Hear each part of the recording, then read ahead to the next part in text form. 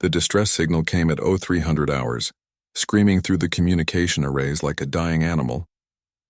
Captain Minho was already awake when it hit, staring at star charts in his quarters aboard the warship Indomitable. He recognized the source immediately. New Haven. His finger stabbed the intercom button before his mind fully processed what he was hearing. The signal lasted 17 seconds. 17 seconds of screaming, weapons fire, and a woman's voice begging for her children to run. Then nothing, just the empty hiss of dead air. Minho had the ship moving within minutes. New Haven was 6 hours away at maximum burn. He spent every minute of those 6 hours trying to raise someone, anyone on the colony channels. The silence grew heavier with each failed attempt. When they arrived, Minho understood why no one answered. New Haven had been home to 20,000 people, farmers mostly, families who had come out to the frontier to build something peaceful. The colony sprawled across a green valley between two mountain ranges, with fields of golden grain stretching for miles. It should have been beautiful. The fires were still burning. Minho walked through the main settlement with his security team, their boots crunching on broken glass and worse things. The colony's central square, where children had played just yesterday, was now a mass grave. The attackers had been methodical, thorough. They had hunted down every person, every family, every child hiding in closets and under beds. Lieutenant Heejan found the colony's data core still intact. Security footage told the story. The Velkrin had arrived in the night, 3 massive raiding ships dropping troops across the settlement. The colonists had no weapons, no defenses. They had trusted the Galactic Council's promise of protection. That promise lay broken in the streets alongside the bodies. Minho recorded everything. Every burned home, every murdered child, every piece of evidence. His crew worked in silence, their faces carved from stone. When they found a schoolroom where 15 children had been killed while their teacher tried to shield them, Heejan vomited in her helmet. No one said anything. There was nothing to say. The Velkrin had left their mark deliberately. Their clan symbols were painted on walls in human blood. This was not just a raid. It was a message, a declaration that humans were prey, and prey did not deserve to live. Minho transmitted everything to Earth, to the Colonial Defense Force, and to Ambassador Jiho at the Galactic Council headquarters. Then he waited for the galaxy to respond with the justice that 20,000 innocent people deserved. The response came 3 days later. Ambassador Jiho appeared on the view screen, and Minho had never seen the normally calm diplomat look so tired. Behind him, the grand chamber of the Galactic Council stretched out in all its alien magnificence. Thousands of species, thousands of worlds, all united in the pursuit of peace and cooperation. That was what they claimed anyway. The Council has reviewed the evidence from New Haven, Jiho said, his voice carefully neutral. They have scheduled a hearing to discuss appropriate responses. A hearing? Minho could not keep the disbelief from his voice. They murdered 20,000 civilians. What is there to discuss? The Council operates on diplomatic principles, Captain. All actions must be debated and approved by majority vote. The Velkrin have been invited to send representatives to explain their position. Their position? Minho stood up so fast his chair crashed backward. Their position is painted in blood across an entire colony. I know. Jiho's mask cracked for just a moment. I know, Minho, but I have to work within their system. Give me time. Minho gave him time. He gave him 2 weeks while the Council debated and discussed and formed committees. He watched the proceedings from his ship still in orbit above New Haven's corpse. He watched alien diplomats argue about jurisdiction and sovereignty, and the delicate balance of interstellar relations. He watched Orvix, the Thalaxian mediator who led the Council's peacekeeping initiatives, stand before the Assembly and explain how the Velkrin had been pressured by human expansion into their traditional raiding territories and how both sides shared responsibility for the tragic escalation. Both sides, as if farmers and children bore responsibility for their own massacre. The Velkrin representative, a scarred warrior named Kelvoth, did not even pretend remorse. He stood before the Council and explained calmly that the Velkrin way of life required taking resources from weaker species. New Haven had been weak. That was the natural order. He sat down to polite applause from a third of the Council members. When Ambassador Jiho called for military authorization to respond to the New Haven massacre, Orvix countered with a proposal for restorative justice. Humanity should pay reparations to the Velcrin for the stress of being accused. Mediated negotiations would find a peaceful solution. Perhaps humanity could establish a tribute system, providing resources to prevent future Velcrin raids. The vote was called. Military intervention against the Velcrin, 847 against, 1 in favor. The single vote in favor was humanity's own.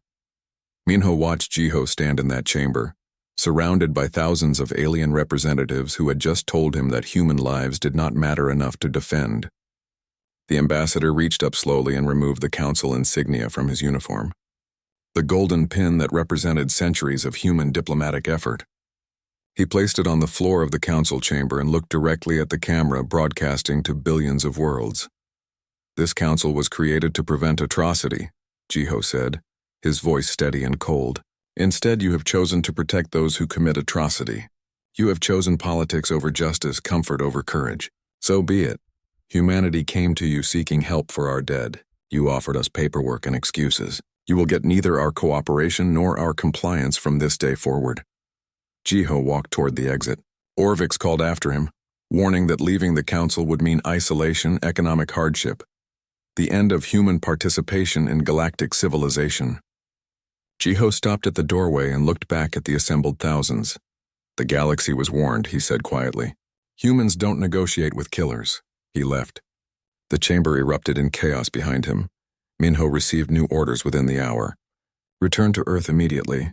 Full military mobilization authorized. Every human warship, every colonial defense force, every reserve unit was being called up. Humanity was going to war, not with the Council. The Council did not matter anymore. Humanity was going to war with the Velcrin, and they were going to fight alone. As the Indomitable turned away from New Haven's grave, Minho looked back at the ruined colony one last time. He had memorized the names of all 20,000 dead. He would carry them with him into battle. They deserved to be remembered. They deserved justice. The Council had failed them. Humanity would not. The recall happened faster than anyone thought possible. Within 24 hours of Jiho walking out of the Council chamber, every human ambassador, trade representative, and peacekeeper received identical orders. Come home. No explanations, no negotiations, no delays. Come home now.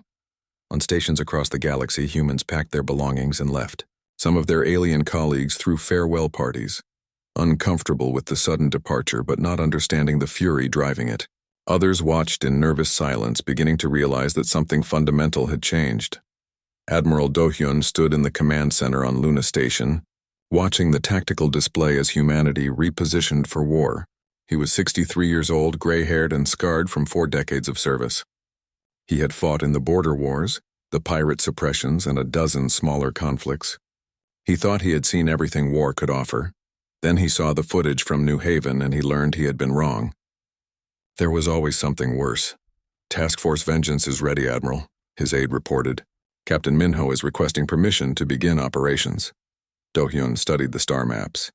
30 human warships arranged in 6 hunter groups, positioned along every known Velcrin raiding route. It was not enough to invade Velcrin space, not yet, but it was enough to send a message. Permission granted, Do-hyun said. Tell Captain Minho the rules of engagement are simple. Any Velcrin military vessel is a legitimate target. No warnings required. No surrender accepted. No survivors, the aide hesitated. Sir, that goes against every treaty we signed with the Council. We're not in the Council anymore, Lieutenant. Do-hyun's voice was flat, and the Velcrin gave no warnings at New Haven. They accepted no surrenders. They left no survivors. We're simply treating them the way they treat others. News of humanity's mobilization spread through the galaxy like a shockwave. Trade routes that had relied on human cargo ships for centuries suddenly went quiet. Mediation services that humans had provided collapsed overnight. The carefully balanced web of galactic commerce shuddered and began to tear. Intelligence Officer Soman worked 18-hour days in her office deep inside Luna Station, analyzing every scrap of data they had on the Velcrin. She was 32 years old, brilliant, and absolutely focused. Her sister had lived on New Haven with her husband and 2 children. Soman had identified all 4 bodies personally. What she found in the intelligence archives made her sick with rage. Admiral, you need to see this, she said, bringing her findings to Do-hyun's office. She laid out reports, incident files, and intercepted communications. The Velkrin have attacked 47 different colonies over the past 10 years. Not just human. Tarneshi, Quelon, Bravax, even some council member species. Thousands dead. The council knew. They always knew. Doyun read through the files, his jaw tightening with each page. Why did they do nothing? The Velkrin have allies on the council, Soman explained. Species that benefit from their raiding, buying stolen resources at cheap prices. And Orvix has a philosophy that intervention causes more violence than it prevents, so the council writes reports and forms committees while people die. She paused. New Haven was just the most recent. It won't be the last unless we stop them. Then we stop them, Doyun said simply. The first battle came 6 weeks after New Haven. Captain Minho's task force detected a Velkrin raiding fleet returning from an attack on an independent mining station. 15 ships, cargo holds full of stolen equipment and captives. Minho did not hesitate, did not call for surrender, did not offer mercy. The human ships came out of hyperspace already firing, their targeting systems locked, their weapons synchronized. They had spent 6 weeks training for this exact scenario. The Velkrin, confident in their superiority, barely had time to raise shields before the first missiles struck home. The battle lasted 12 minutes. Minho used tactics the Velkrin had never encountered. Drone swarms that moved like living things, overwhelming point defense systems, kinetic weapons that struck with the force of small meteors, electronic warfare that turned the Velkrin's own systems against them. But the most effective weapon was psychological. As each Velkrin ship died, Minho broadcast the same message on all frequencies. Images from New Haven, the murdered children, the burned homes, the dead families. He wanted the Velkrin to know exactly why they were dying. He wanted them to feel the fear their victims had felt.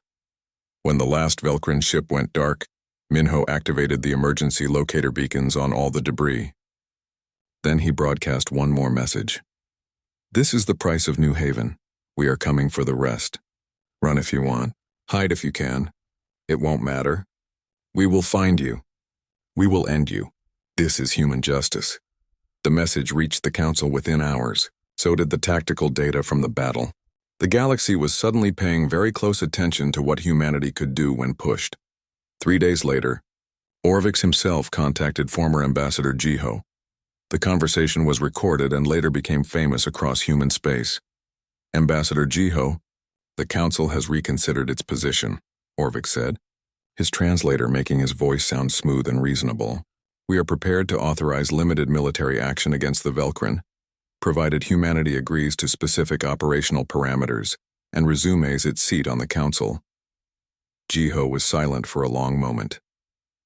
He was sitting in his apartment on Earth, looking out at the Pacific Ocean. He looked tired. He looked 10 years older than he had before New Haven. You want us to come back? Jiho said finally. After you told us our dead children didn't matter? After you suggested we pay tribute to their murderers? After you voted 847 to 1 that human lives are worthless? The council operates on principles of consensus and measured response, Orvix replied. We cannot simply react emotionally to every tragedy. Every tragedy? Jiho's voice went cold. You mean every massacre? Every atrocity. Every time someone weaker gets slaughtered by someone stronger. That's not tragedy, Orvix, that's murder, and the council protects murderers. We maintain galactic peace. No. Jiho stood up, his hands clenched at his sides. You maintain galactic comfort? Peace for the powerful, safety for the strong. The weak can burn, as long as it doesn't disturb the comfortable. Well, humanity was weak once. We remember what that feels like. We remember when we were prey, and we swore we would never let it happen again. Not to us and not to others if we could prevent it. This attitude will lead to isolation, Orvix warned. Humanity will stand alone. We already stand alone, Jiho said.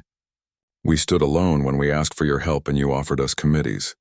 We stood alone when we showed you our dead and you blamed us for being in the way. You taught us that the council is worthless, Orvix. Thank you for that lesson. Now we know who we can trust. And who is that? Ourselves. Jiho looked directly into the camera. Here's humanity's position. We don't negotiate with killers. We don't negotiate with those who protect killers. The council chose to protect the Velkrin. That makes you complicit in New Haven. So no, we will not rejoin your council. We will not follow your operational parameters. We will not ask your permission to defend ourselves and seek justice for our dead. He ended the transmission. The council met in emergency session that night. They debated humanity's threat to galactic order. They discussed sanctions and isolation. They talked about everything except the one thing that mattered. 20,000 people were dead and they had done nothing. Meanwhile, Task Force Vengeance jumped to its next target. There were more Velcrin to find, more justice to deliver, and humanity had all the time in the world. 6 months after New Haven, humanity was unrecognizable. Every industrial world had converted to war production. Factories that once made farming equipment now produced missiles. Shipyards that built cargo haulers now constructed warships. On Earth, Mars, Europa, and 100 colony worlds, the forges burned day and night. Engineer Heejin led a team of 300 scientists at the Olympus Research Complex on Mars. She was 40 years old, brilliant and driven by a fury that never seemed to fade. Her daughter had died at New Haven, buried in a school that collapsed when Velcrin weapons tore through it. We need weapons that scare them, Hyejin told her team.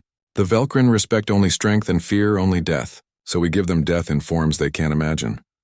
Her team developed hunter-killer drones that could think, adapt, and learn, weapons that turned enemy shields into bombs, electronic viruses that spread through entire fleets, turning ship systems into executioners of their own crews.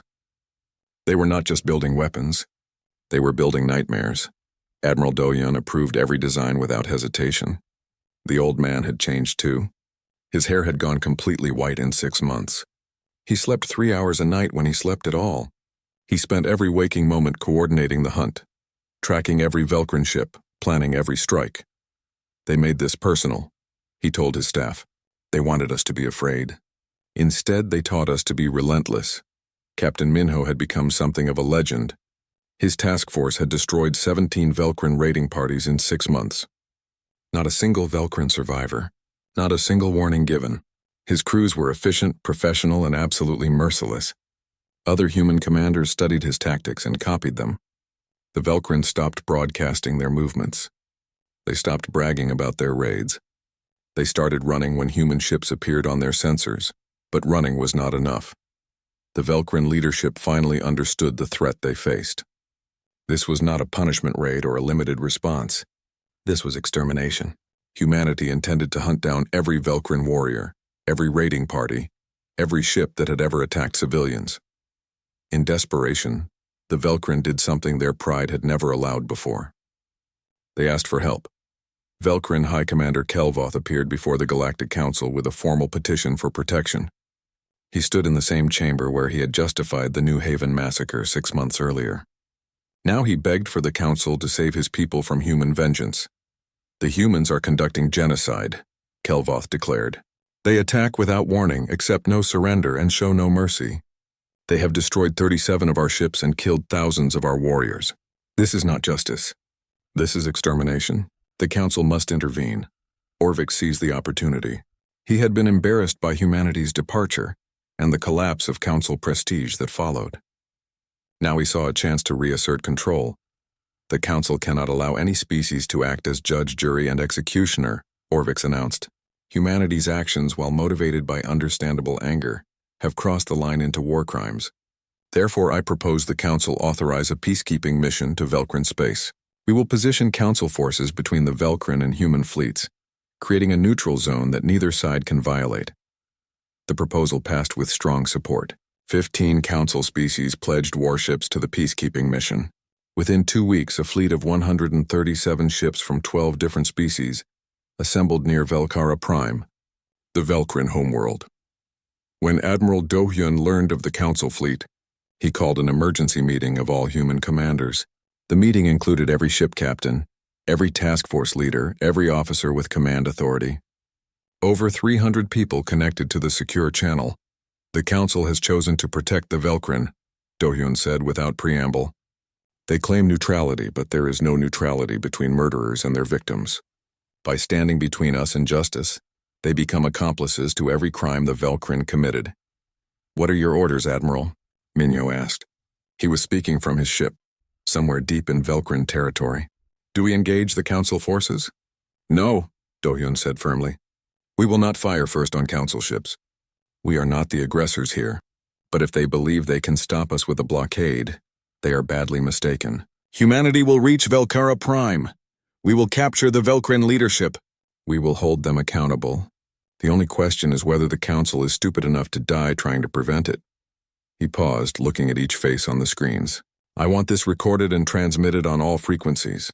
The galaxy needs to understand our position clearly. Do-hyun began speaking, his words calm and measured. This is Admiral Do-hyun of the Human Defense Fleet, broadcasting to all Council forces and to any species listening. Humanity did not start this war. We came to the Council seeking justice for 20,000 murdered civilians. The Council refused. They offered us paperwork and excuses.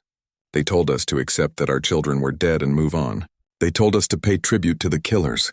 His voice hardened. We refused. We chose justice over comfort, action over bureaucracy. We hunted down those who attacked us, and we will continue hunting until every Velkrin leader who authorized attacks on civilians is captured or dead. This is not negotiable. This is not subject to Council approval. This is happening, he leaned forward. To any Council ship planning to interfere, we will not fire first. But if you position yourself between us and our objective, if you actively work to protect mass murderers from justice, you become complicit in their crimes, and we will go through you. Not because we want to, not because we hate you, but because nothing will stop us from reaching Velkara Prime. Nothing. Consider carefully whether you want to die for the Velkrin. The transmission ended. Within hours, it had been broadcast on every channel, translated into every language, heard by billions across the galaxy. Commander Ji-won received the order to test the Council's resolve. She was 38 years old, a veteran of the border wars and absolutely fearless. Her task force of 8 ships approached the Council blockade around Velkara Prime 3 days after Do-hyun's transmission. The Council fleet commander, a Tarnishi admiral named Voxlin, immediately hailed her. Human vessels, you are entering a Council-protected zone. Turn back immediately or we will be forced to engage. Ji-won did not respond. Instead, she ordered her ships to power down their weapons completely. Then she had them drift forward on momentum alone, engines off, guns cold. It was the most passive-aggressive military maneuver in history. The Council fleet panicked. They had expected aggression, a show of force, something they could respond to with their own show of force. Instead, the human ships drifted toward them like ghosts, weapons dark, clearly non-threatening but also clearly not stopping. Human commander, respond immediately, Voxlin demanded. Power your engines and turn back. After 5 minutes of silence, Ji-won finally opened a channel. Her voice was perfectly polite. Admiral Voxlin, our weapons are offline. We are coasting on momentum. We pose no threat to your ships. Why would you fire on unarmed vessels peacefully navigating open space? You are entering a restricted zone. Restricted by whose authority? Ji-won asked. We left the Council. We don't recognize Council law. Velkara Prime is not Council territory. So please explain by what right you restrict our movement. Voxlin had no answer. The Council's legal position was weak and everyone knew it. They were protecting a non-Council species from another non-Council species in neutral space. Their only claim was moral authority, and that had died at New Haven. The standoff lasted 8 hours. 8 hours of human ships drifting slowly forward, while Council ships tried to figure out what to do. They could not shoot unarmed vessels without looking like the aggressors. They could not physically block the human ships without risking collision. And with each passing hour, more human ships arrived, all following Ji-won's example, all drifting silently forward with weapons dark. Finally, Voxlin blinked. He ordered his fleet to withdraw to a higher orbit, claiming they were establishing a better defensive position. Everyone understood the truth. The Council had backed down. Ji-won powered her weapons back up and proceeded to Velkara Prime. The siege of the Velkrin homeworld had begun. Rather than orbital bombardment, Admiral Do-hyun ordered a ground invasion. He wanted Velkrin leadership alive to face trial. The assault began at dawn, with human dropships carrying 20,000 soldiers to the surface. The Velkrin fought hard. These were the warriors who had terrorized dozens of colonies, who had never met an enemy they could not overwhelm. But they had never fought professional human soldiers with advanced weapons and centuries of hard-learned military doctrine. The battle for Velkara Prime lasted 2 weeks. When it ended, humanity held the planetary capital and had captured every member of the Velkrin High Command. Not one escaped. Not one died fighting when capture was possible. As human soldiers led Kelvoth and his commanders into restraints, the scarred Velcrin warrior looked at his captors with something like understanding. "You fought like we fight," he said, "without mercy, without hesitation." "No," said the human commander, securing his bonds. "We fought nothing like you. We fought soldiers. We followed rules of war. We took prisoners when possible. You murdered farmers and children. There is no comparison." The trial began on a cold morning at Luna Station, in a courtroom built specifically for this purpose. The room was circular, with seats for observers rising in tiers around the central floor. Cameras broadcast everything to thousands of worlds across the galaxy. This would be public.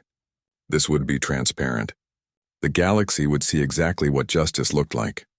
Prosecutor Hana stood in the center of the courtroom, looking at the 47 Velcrin leaders seated in the defendant section.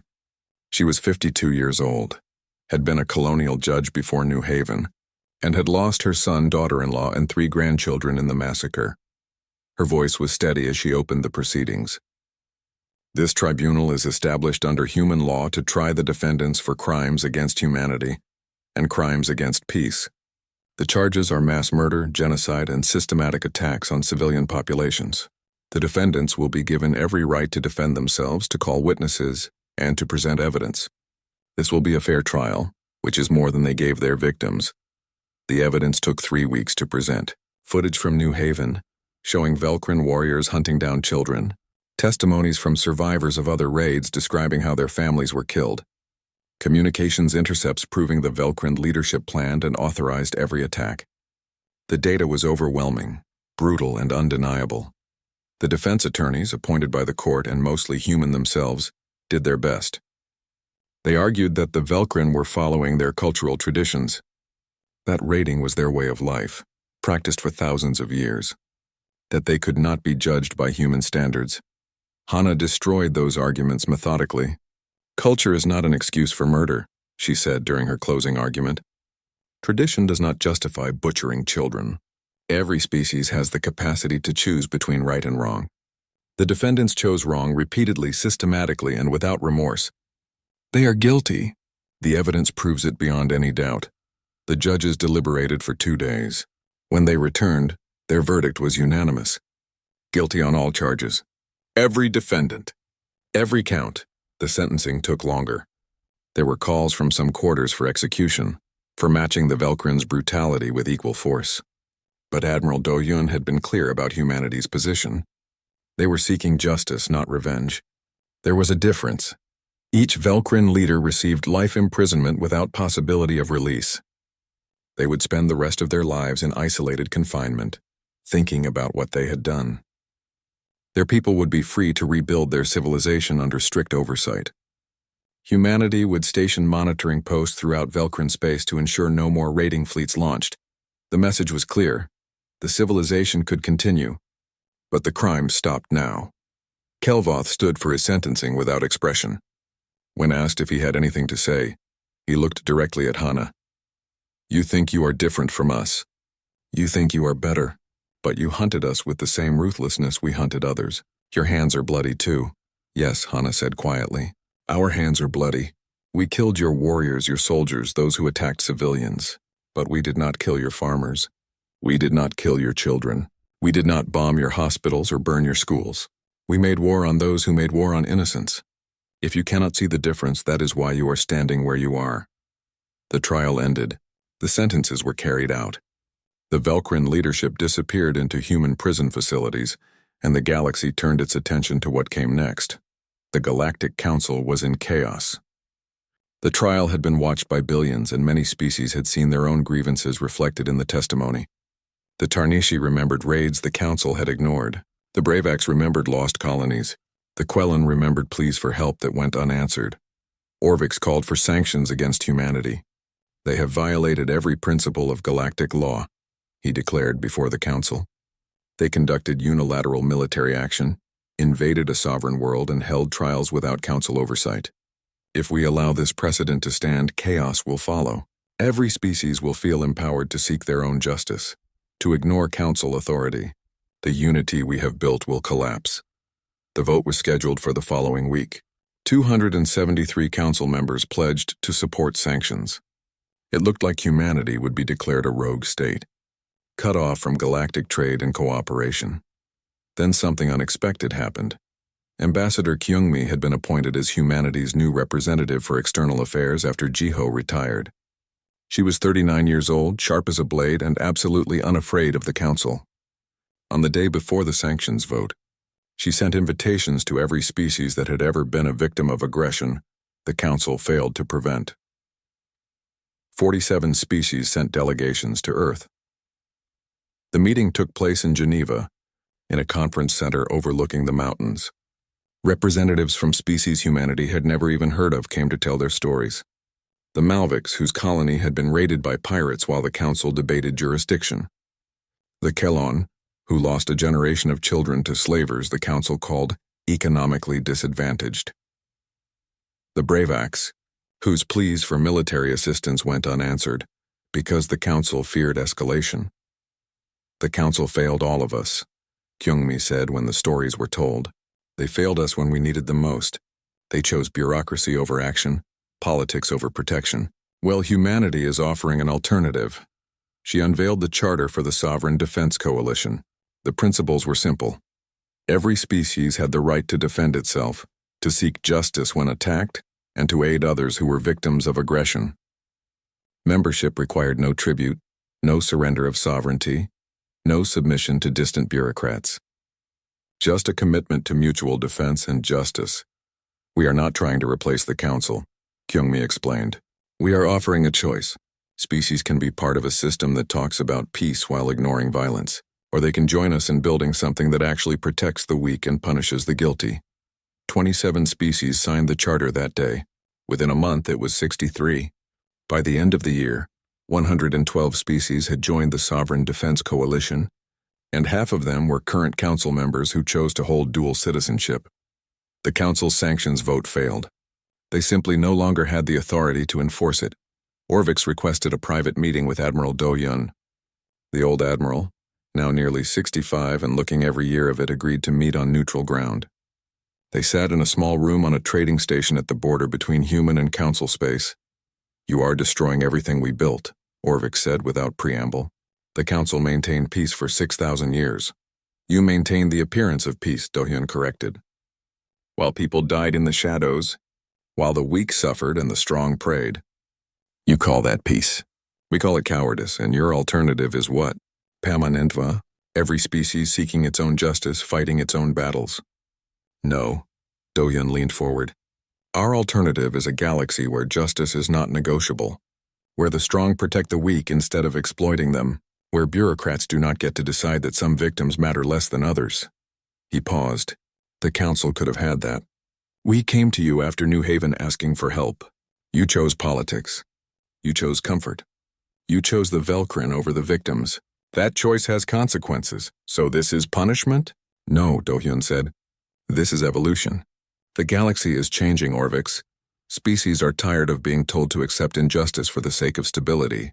They want something better. We are giving them that option. The council will never accept your coalition, Orvix warned. The council does not need to accept it. Do-Hyun stood to leave. You can keep your debates and your committees and your endless meetings where nothing happens. The coalition will do the work that actually matters. We will protect those who need protection. We will stop those who prey on innocence. We will build something better than what you had. He walked to the door, then stopped. But here is the truth, Orvix. Deep down you know we are right. You know the council failed at New Haven. You know it has failed thousands of times before. The question is whether you can admit it and change, or whether you will cling to a broken system until it collapses completely. Orvix did not answer. Do-Hyun left him sitting there alone with the question. 2 months later, the first joint coalition military exercise was held. 20 species, including humanity, practiced coordinated defense operations. They were not as polished as council forces, not as experienced, but they were motivated by something the council had lost, the belief that they were actually protecting people who needed protection.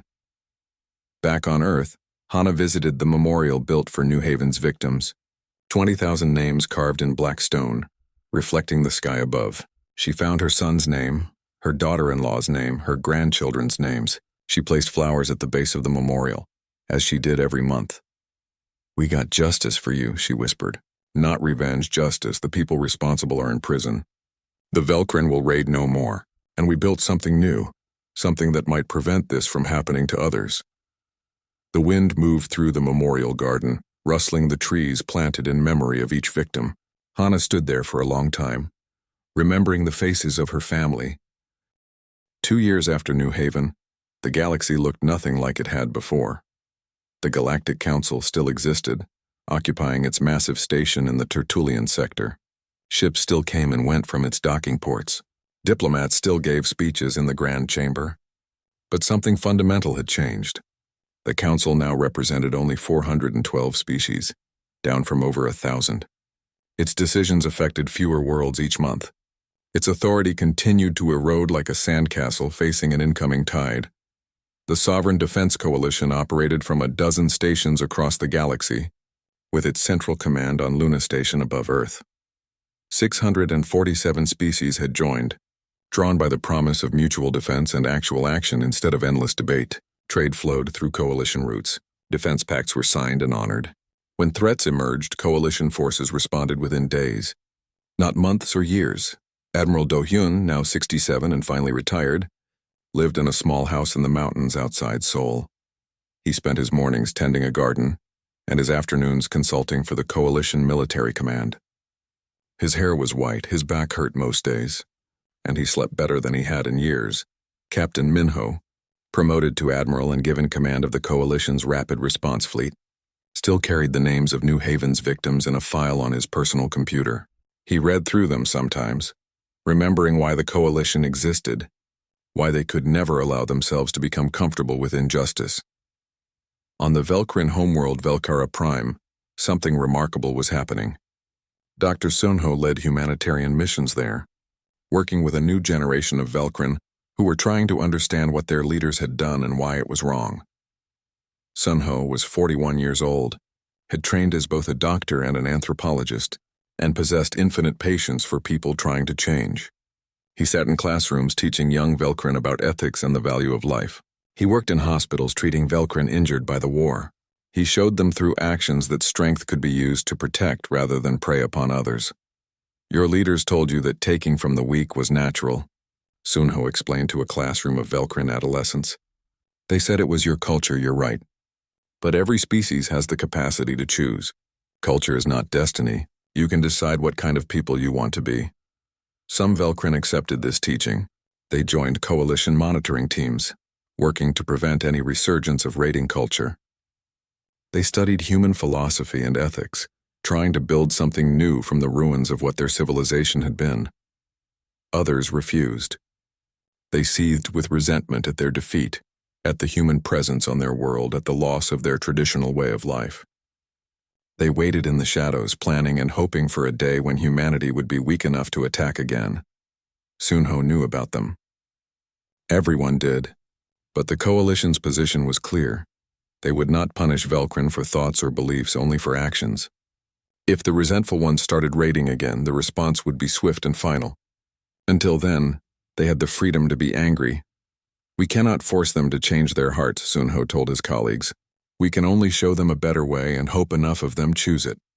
The real test of the new galactic order came on a cold morning when a distress signal reached Coalition Command.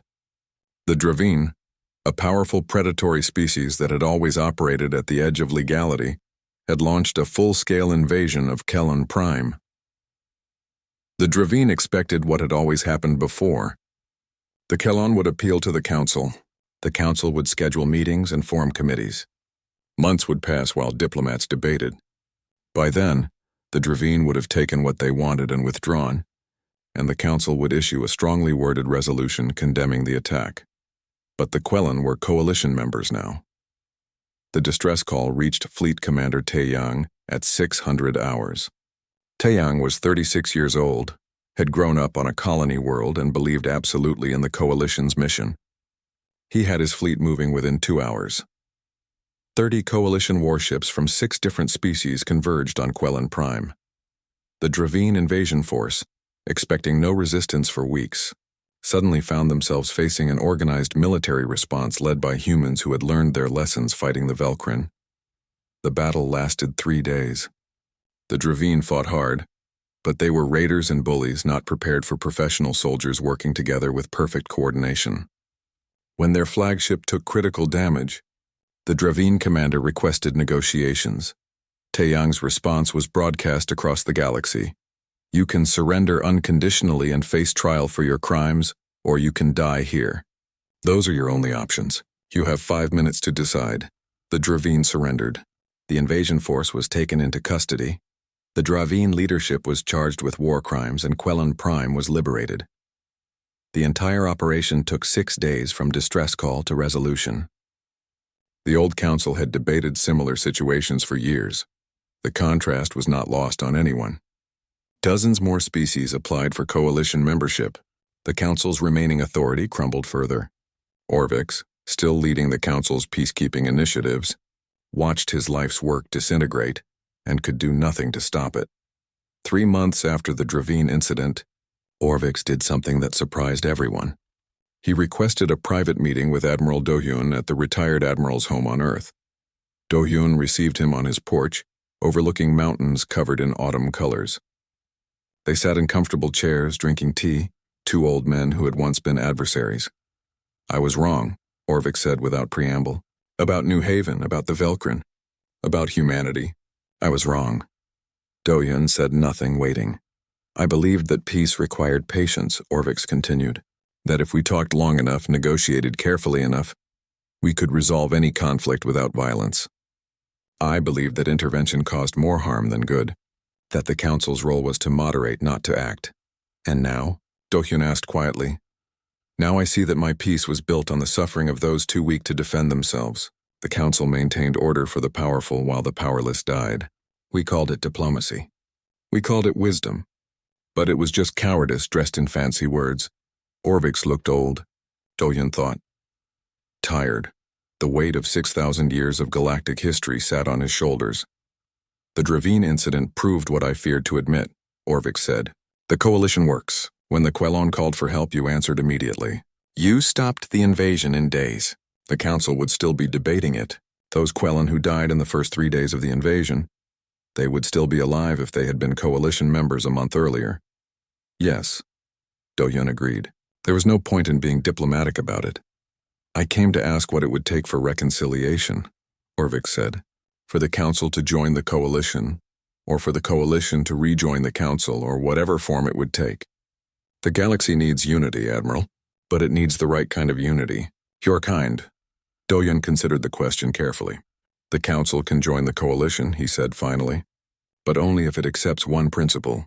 Never again will bureaucracy and politics protect murderers from justice. Never again will the strong be allowed to prey on the weak while diplomats debate. If you can accept that, if the council can accept that action matters more than procedure, that protecting the innocent is more important than maintaining comfortable relationships with the powerful, then there is a place for you in the new galaxy. And if we cannot accept it, then the council will continue to fade until it is irrelevant, Dohyun said honestly. The galaxy has seen what the coalition can do. Species that want real protection, real justice, they will join us. The council will be left with only those species too proud or too comfortable to change. Eventually, it will collapse under its own irrelevance. Orvix stood to leave. I will take your words back to the council. I cannot promise they will listen. Many are still angry at humanity for leaving, for proving them wrong. Pride is a powerful force. So is justice, Dohyun replied. 6 months later, the council voted to dissolve itself and merge with the Sovereign Defense Coalition. The vote was not unanimous. 137 species chose to remain independent rather than join the coalition, but 275 species accepted the merger, acknowledging that the old system had failed and something new was needed. The new unified government was called the Galactic Defense Union.